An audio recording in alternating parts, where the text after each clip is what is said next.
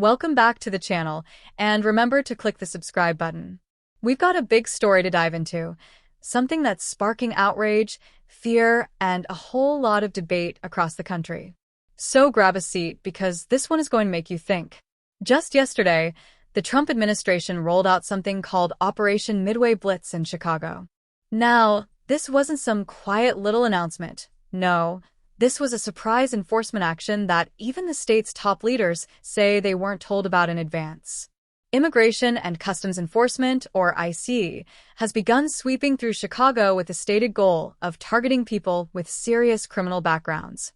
DHS officials are saying this operation is about going after what they call the worst of the worst. But here's where things get tricky. Local leaders, including Illinois Governor J.B. Pritzker and Chicago Mayor Brandon Johnson, are firing back hard, calling it a political stunt that wasn't coordinated with them at all. Can you imagine being a governor or a mayor and finding out about a major federal operation in your city through the news or social media? That's exactly what happened here. Governor Pritzker called the move reckless and politically motivated. Mayor Johnson went even further, saying that using tactics like this only stokes fear and makes communities less safe. He even criticized the idea floating around about bringing in the National Guard, saying that's the wrong solution for a city already struggling with trust between law enforcement and the people. What do you think? Should local officials always be told before federal agents roll into their city? Or do you think the federal government has the right to act first and explain later? Now, here's another layer to the story that's raising eyebrows. The Pentagon has authorized the use of Naval Station Great Lakes, just north of Chicago, as a staging ground for this operation. That means federal agents could be organizing, planning, and maybe even housing detainees at a military base.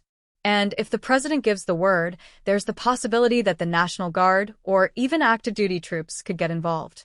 That opens up a whole can of worms legally, because the Posse Comitatus Act limits the military's role in domestic law enforcement.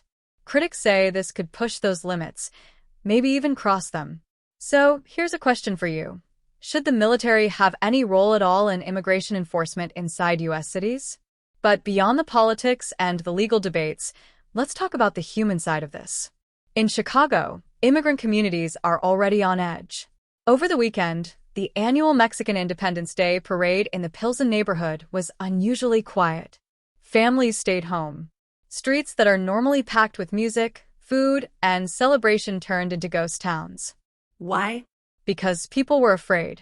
Community groups handed out Know Your Rights flyers and even whistles for people to use if they thought ICE was nearby. Imagine the kind of fear it takes for an entire community to decide it's safer to hide than to celebrate their culture. And it's not just parades. Activists and immigrant rights groups are reporting that people are avoiding work, skipping medical appointments, and staying away from public places because they're worried about being picked up. Protests have already started popping up across the city, and you can feel the tension building.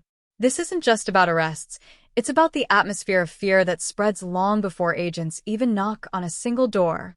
What's especially striking is that this operation seems to be part of a much larger pattern. Over the past few months, the Trump administration has made a point of targeting what it calls sanctuary cities, mostly Democratic strongholds like Los Angeles, Boston, and Washington, D.C. By focusing on cities that have pushed back against federal immigration policies, the administration is sending a message. But here's the million-dollar question. Is this really about safety and crime, or is it about politics and control? And do these moves actually make cities safer, or do they just drive people deeper into the shadows? Community leaders in Chicago are not holding back. Alderwoman Jayla Gutierrez said, "This was never about arresting the worst of the worst. This is about terrorizing our communities." Grassroots organizers are saying they can already feel the effects, even if large-scale raids haven't been widely documented yet. One organizer put it bluntly, "It's obvious that operations have begun. We're afraid. Our neighbors are afraid." And that fear doesn't just stay with immigrants. It ripples through entire neighborhoods, schools, and workplaces. Looking at all of this, we're left with some big, unresolved questions. Will the National Guard actually get deployed to Chicago? If it does, how will that change the relationship between the city and the federal government?